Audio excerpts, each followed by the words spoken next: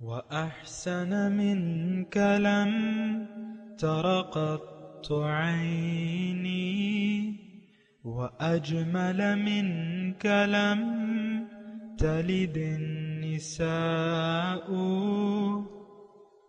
خلقت مبرأ من كل عيب خلقت مبرأ من كل عيب كأنك قد خلقت كما تشاء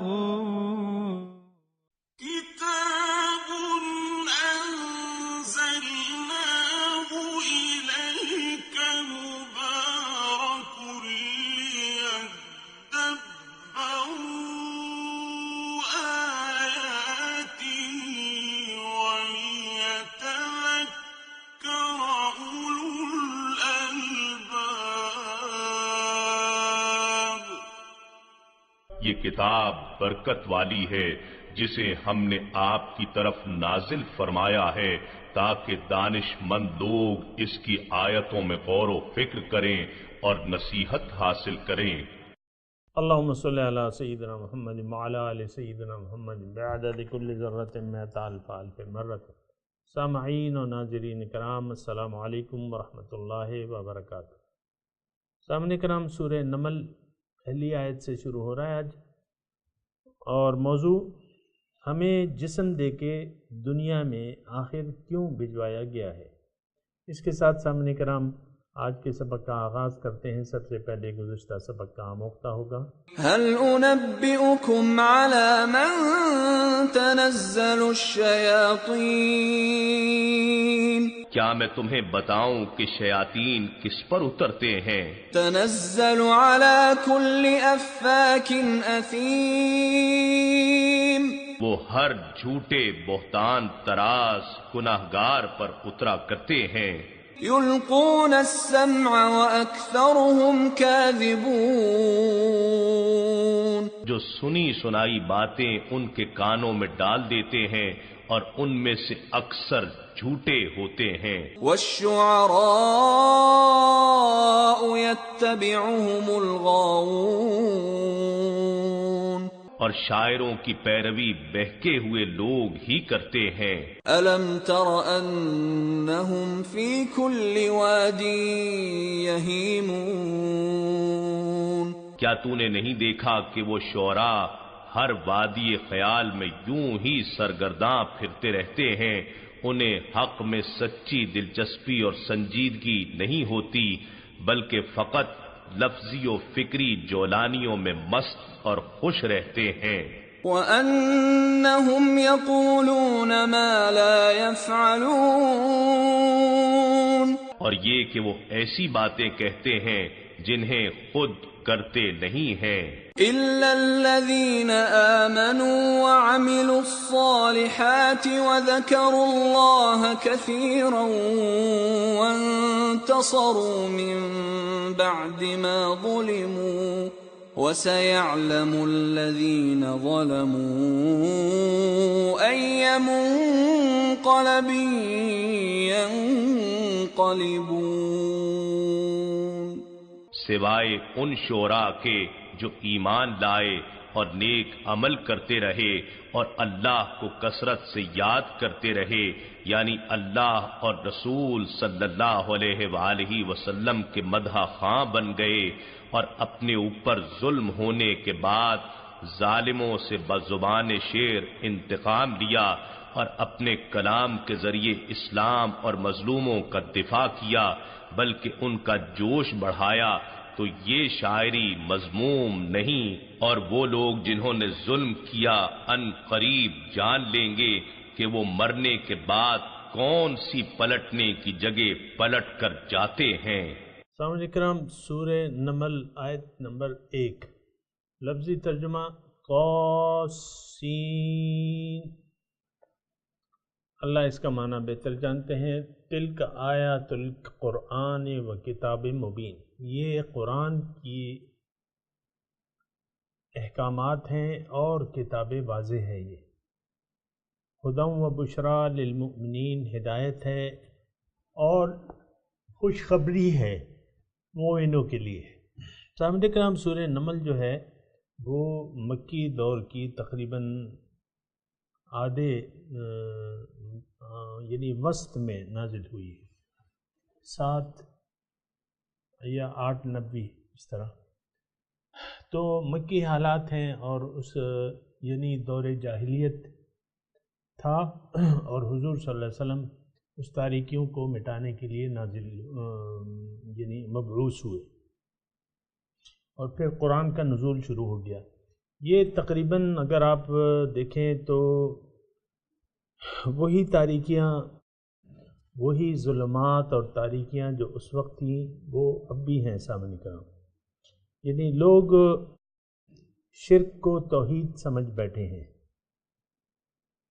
شرک کا دور دورہ ہے۔ لوگ مقصد آج کی میں حالات بیان کر رہا ہوں کہ لوگ اپنے مقصد حیات سے غافل ہیں، اور باطل کو انہوں نے اپنا مقصود حیات قرار دے دیا ہے، اور اللہ کے احکامات سے ہم لوگ بے خبر ہیں۔ وہ راستہ جو کامیابی کی طرف ہمیں لے جاتا ہے اس سے ہم نے منہ موڑا ہوا ہے، اور اس راستے پر ہم لوگ چلنے کے لیے تیار نہیں ہیں، اور اس میں ہم اپنا نقصان سمجھتے ہیں۔ یعنی سیدھے راستے پر چلنے میں ہم اپنا نقصان سمجھتے ہیں، اور ہمیں جن ہدایات کی ضرورت ہے وہ ان ہدایات کو ہم قابل اتباع تصور نہیں کرتے۔ دوسرا، آج جو زمانہ ہے، جو حالات ہیں، تو وہ یہ ہے کہ ہم یوم آخرت یعنی اعمال کے نتائج کے دن پر یقین نہیں رکھتے، اور ہمارا یہ یقین بھی نہیں ہے، یقین کامل یہ ہمارا نہیں ہے کہ مرنے کے بعد ہمیں دوبارہ اٹھایا جائے گا، وہاں ہمیں اپنے اعمال کا پورا اچھا یا برا بدلہ ملے گا۔ تو تقریباً سامعین کرام، اگر آپ اندازہ لگانا چاہیں تو وہاں کے صرف یہ ہے کہ تھوڑی سی شکل تبدیل ہے شرک کی۔ انہوں نے پتھر کے بت بنائے ہوئے تھے، بس تھوڑا سا اتنا فرق ہے کہ ہم نے پتھر کے بت نہیں بنائے ہیں، بلکہ ہم نے بعض مادی چیزوں کو اپنا خدا تسلیم کر لیا ہے، اور اسی سے ہم توقع رکھتے ہیں کہ وہ ہمارے کام آئیں گے۔ مثال کے طور پہ مال و دولت، سونا چاندی، اقتدار، عہدہ، اقتدار، رتبہ وغیرہ، اور پھر یہی جو ظاہر ہے یہ ایک سراب کی حیثیت ہے، اور اسی کو ہم اصل سمجھ بیٹھے ہیں اور اسی کی طرف دوڑ رہے ہیں۔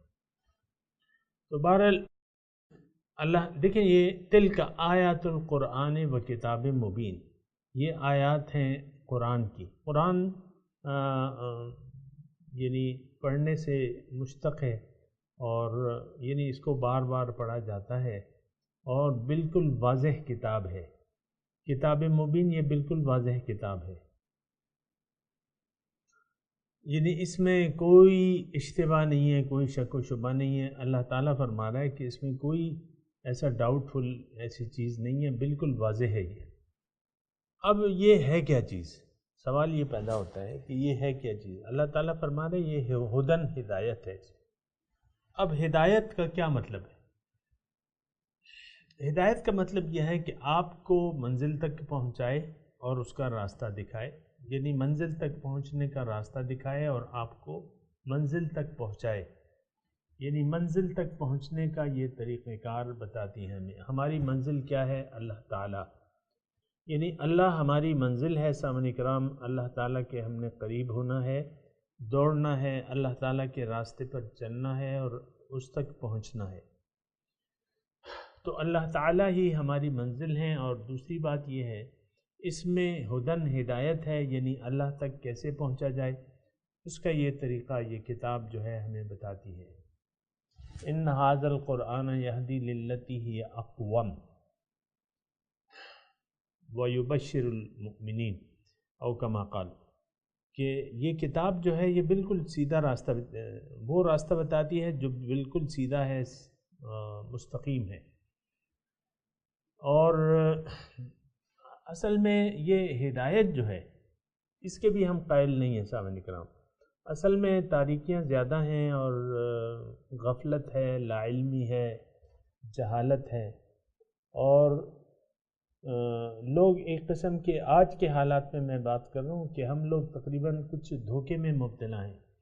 سب سے بڑا دھوکہ سامعین کرام ہمیں ظاہر کا لگ گیا ہے کہ ظاہر ہی اصل ہے، اور ظاہر کے لیے جب ظاہر آپ نے اصل سمجھ لیا تو پھر اب جینا تو پھر ظاہر کے لیے بنتا ہے، جبکہ ظاہر ہی اصل ہے تو پھر جینا تو ظاہر کے لیے بنتا ہے. لہٰذا ہم ظاہر کے لیے جی رہے ہیں اور ظاہر ہی کو ہم نے اپنا مقصود و محبوب و مطلوب بنا لیا ہے. حالانکہ یہ تو سراسر کوئی دھوکے والی بات ہے. یعنی اصل حقیقت ہم جس ماحول میں رہ رہے ہیں سامعین کرام، یہ ظاہر جو ہے یہ تو اصل نہیں ہے، اس کے پشت پہ جو ہے، اس کے اندر جو ہے وہ حقیقت ہے. اب مثال کے طور پہ ہم اپنے ظاہر کی بات لے لیں کہ انسان ہے، اس کا ظاہر جو ہے وہ تو ظاہر اس کا جسم ہے، لیکن حقیقت میں تو ہم روح ہیں. یہ تو ہر کوئی مانتا ہے، اس سے تو کوئی انکار نہیں کر سکتا کہ ہماری حقیقت روح ہے. موت کے وقت جب یہ دونوں چیزیں جدا ہو جاتی ہیں تو پھر آپ اس جسم کو اس کا نام نہیں لیتے بلکہ میت کہہ کے پکارتے ہیں کہ میت کو لے آؤ، میت کو نہلانا ہے، یہ وہ نا. تو اس طریقے سے آپ پکارتے ہیں. تو حقیقت میں ہم بھی بادی النظر میں مانتے ہیں کہ ہماری حقیقت جو ہے وہ تو روح ہے. موت ہم کس کو سمجھتے ہیں؟ موت ہم یہ روح اور جسم کی جدائی کو ہم موت سمجھتے ہیں. بہرحال حقیقت تو یہ ہے کہ ہمارا باطن ہماری حقیقت ہے. دوسری بات یہ ہے کہ جہاں تک تعلق ہے انسان کے علاوہ باقی چیزوں کا، تو یہ مٹیریل ہے، یعنی یہ ظاہر ہے، اور ظاہر اصل تو نہیں ہے. یعنی اصل کا مطلب یہ ہے کہ یہ تو اللہ تعالیٰ کی تخلیقات ہے، اللہ کی مخلوق ہیں، اللہ تعالیٰ کی زمین ہے، اللہ تعالیٰ کی تخلیقات ہیں، مختلف چیزیں، لیکن یہ حقیقت تو نہیں ہے. یا اس میں ان کی اصل جو ہے، یعنی ہر چیز کی طاقت تو واپس لوٹتی ہے اللہ تعالیٰ کی طرف. ہر چیز کی ایک قدر و قیمت ہے اور وہ قدر و قیمت اللہ تعالیٰ نے اسے دی ہے. ہر چیز کا ایک کام ہے، ہر چیز کا ایک ڈیوٹی ہے، وہ اللہ تعالیٰ نے اس میں رکھ دی ہے. مثال کے طور پہ آگ ہے، اس میں یہ خاصیت اللہ تعالیٰ نے رکھی ہے. یا آپ دیکھ لیں اور ساری چیزیں جو ہیں، یہ سونا چاندی مثال کے طور پہ ہے، تو یہ تو اللہ تعالیٰ نے بنائی ہیں. یہ یعنی اس کی حقیقت تو اللہ تعالیٰ کا ارادہ ہے کہ ہم نے ایسی چیز بنانی ہے. یعنی ان میں ان کی اپنی کوئی ذاتی خصوصیات نہیں ہے. مخلوق میں ذاتی کوئی خصوصیت نہیں ہے کہ جس سے ہم مرعوب ہو جائیں. اصل طاقت تو وہ ہے جس نے ان میں وہ خصوصیات رکھی ہیں جو ان میں ہیں. سامعین کرام، تو یہ ہے نا کہ یہ ظاہر جو ہے، اس کو اصل سمجھ لینا، اس کو حقیقت سمجھ لینا، یہ تو ایک دھوکہ ہے. ہر چیز کی خاصیت، یعنی ہم جب کہتے ہیں نا کہ الحمدللہ تمام تعریفیں اللہ کی ہیں، یعنی تمام چیزوں کی تخلیق، اس تخلیق کو اس کا رنگ و روپ اور اس کی خاصیت، مزاج اور خاصیت، اور وہ ہے نا آیت کہ الذی خلق فسوی والذی قدر فہدی.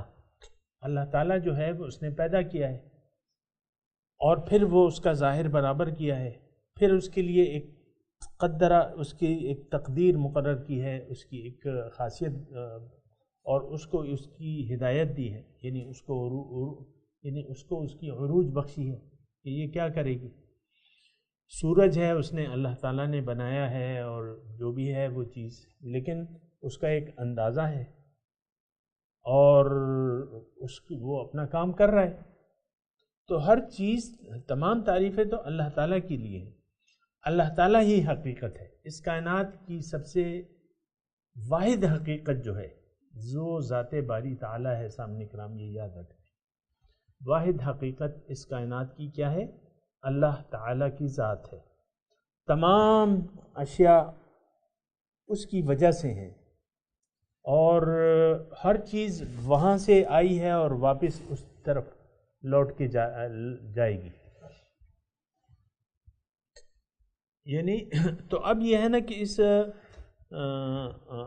ظاہر کو، مٹیریل کو اصل سمجھ بیٹھ لینا یا اس کو کوئی فائدے کی چیز سمجھ لینا، یہ یعنی گمراہی ہے اور غلطی ہے یہ.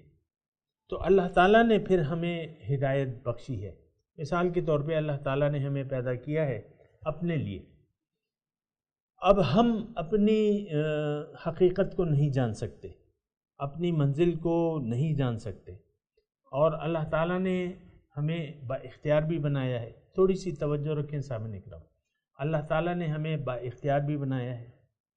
جب با اختیار بنایا ہے یعنی ہم کچھ بھی کر سکتے ہیں. ایک حد تک ہمیں حدود اور اختیارات دے دیے، محدود اختیارات دے دیے، زندگی گزارنے کا اختیار ہے.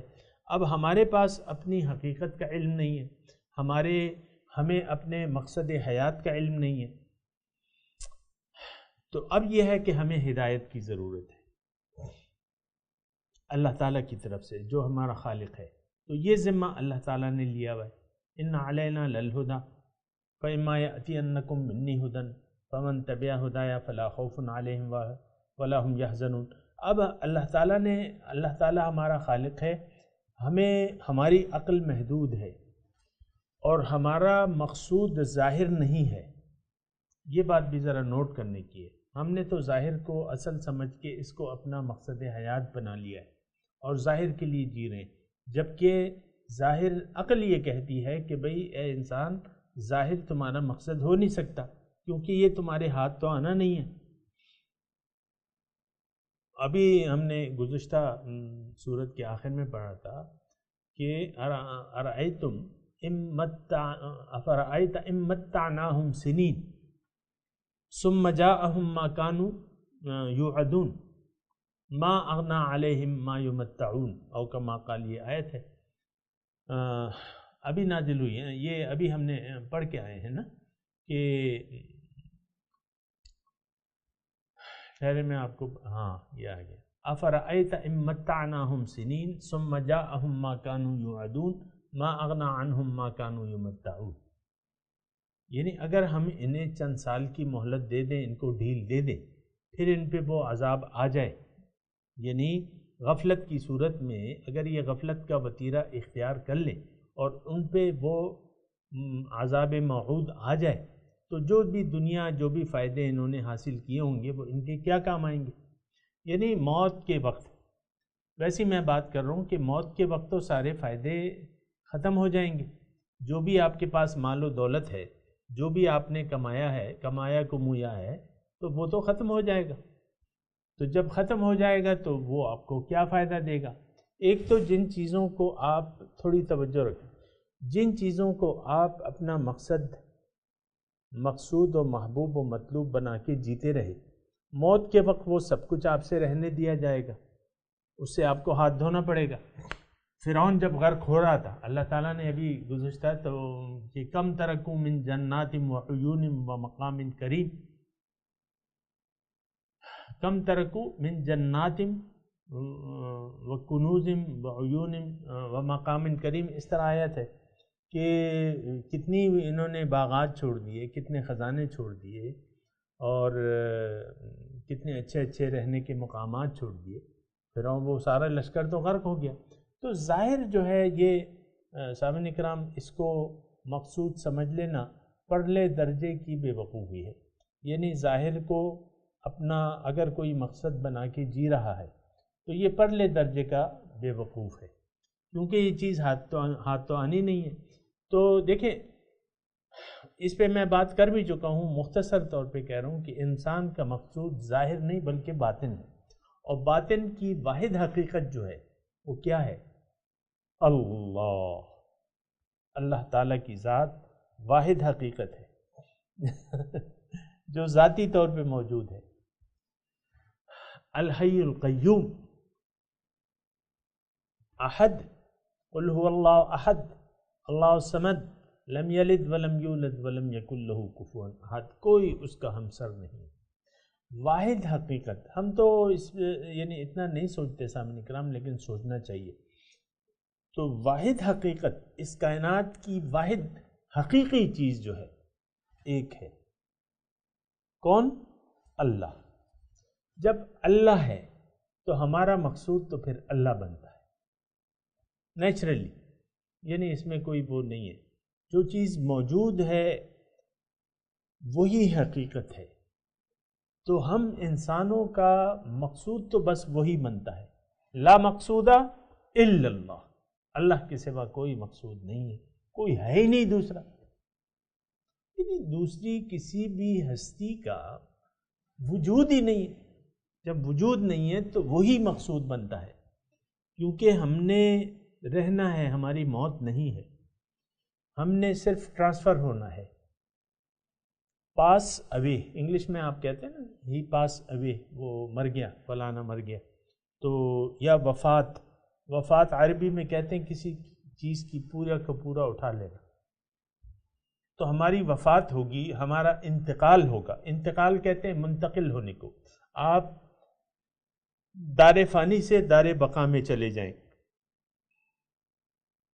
موت کی حقیقت سن لیں سامنے کرام، موت حقیقت میں کوئی ایسی چیز نہیں ہے، صرف انتقال ہے، دار فانی سے آپ دار البقا کی طرف چلے جائیں گے، اور آپ کی یعنی آپ نے مرنا نہیں ہے، آپ کے جسم نے مرنا ہے، لیکن وہ بھی کچھ عرصے کے لیے ہے،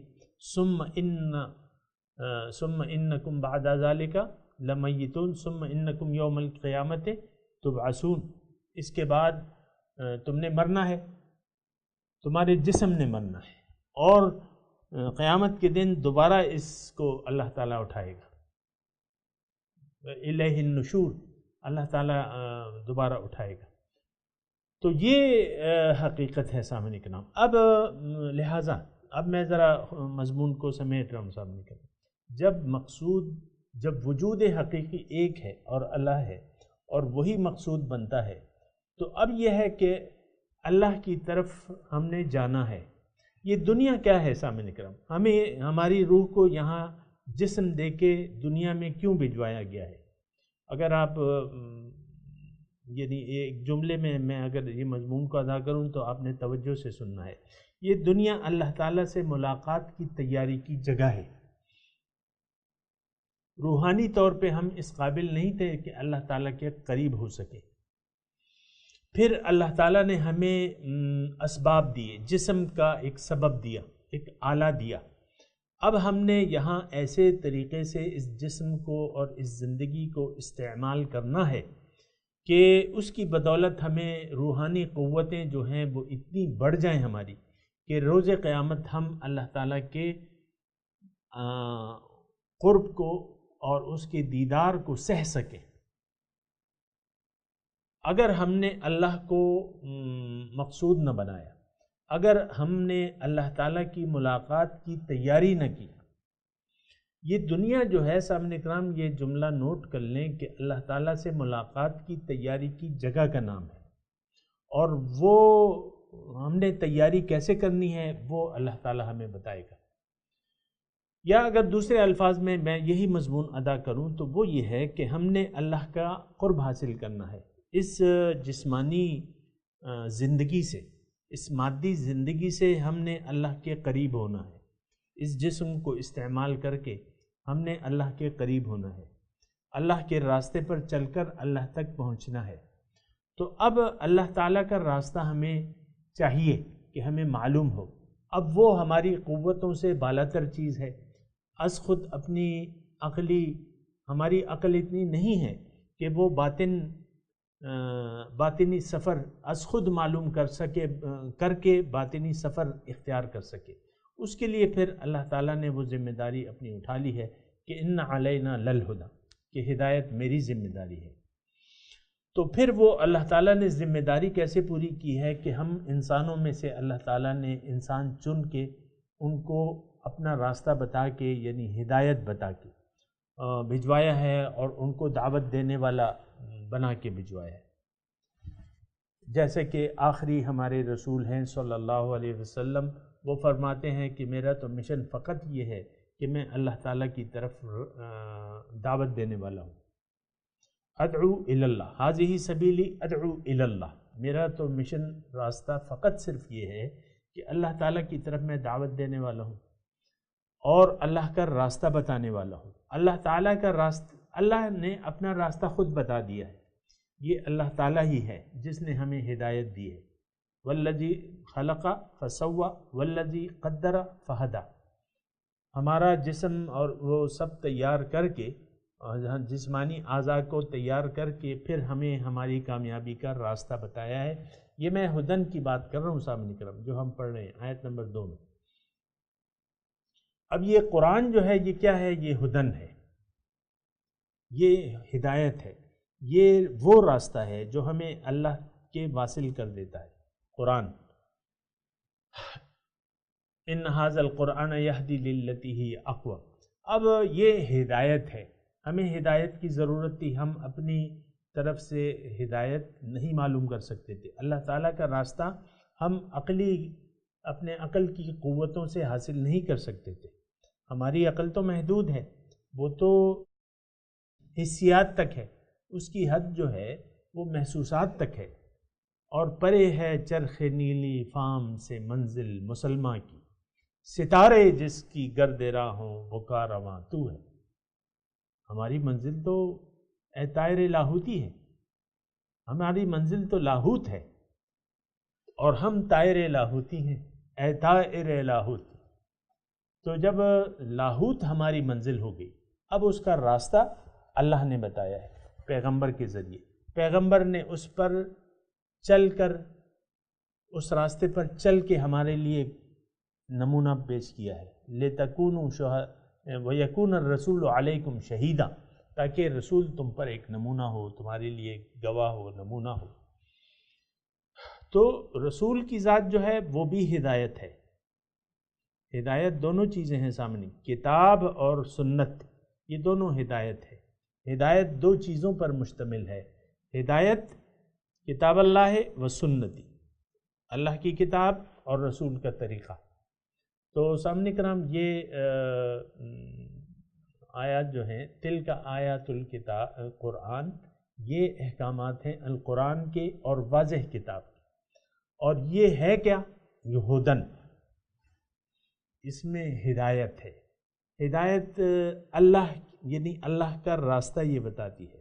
ہم 5 وقت کی نماز میں ہم پہ لازم ہے کہ اللہ تعالیٰ سے اس کے راستے کی ہدایت مانگے۔ اہدنا صراط المستقیم، اے اللہ تعالیٰ تو ہمیں سیدھا راستہ بتا۔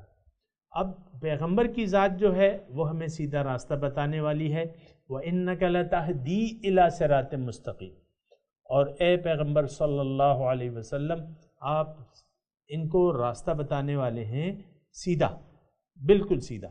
وَإِنَّكَ لَتَهْدِي إِلَى صِرَاطٍ مُسْتَقِيمٍ صِرَاطِ اللَّهِ الَّذِي لَهُ مَا فِي السَّمَاوَاتِ وَالْأَرْضِ، یہ اس ذات کا راستہ ہے جس کے لیے ہے جو کچھ آسمانوں میں ہے اور زمین میں ہے۔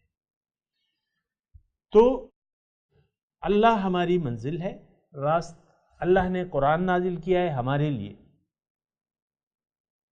اور رسول نے اس پہ عمل کا طریقہ ہمیں سکھایا ہے۔ پھر اب رسول کا جو اسوہ حسنہ ہے وہ ہمارے لیے نمونہ ہے، یعنی رول ماڈل ہے۔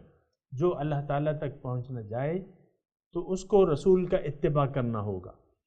قُلْ إِن كُنتُمْ تُحِبُّونَ اللَّهَ فَاتَّبِعُونِي يُحْبِبْكُمُ اللَّهُ، اے لوگو اگر تمہاری محبت اللہ سے ہے، اللہ تک پہنچنا چاہتے ہو، اللہ تک رسائی حاصل کرنا چاہتے ہو، تو فَاتَّبِعُوا، اے رسول آپ ان سے کہہ دیجئے میرا اتباع کرو، فَاتَّبِعُونِي، میرا اتباع کرو، تم اپنے مقصود تک پہنچ جاؤ گے۔ بہرحال سامنے کہ ہم یہ آج کا مضمون تھا، مضمون جاری ہے، تبرک کے لیے یہ 2 آیات پڑھتے ہیں۔ اعوذ باللہ من الشیطان الرجیم، بسم اللہ الرحمن الرحیم، طاسین تلک آیات القرآن وکتاب مبین ہدی وبشری للمؤمنین۔ ترجمہ سنا دیجئے۔ تلک آیات القرآن،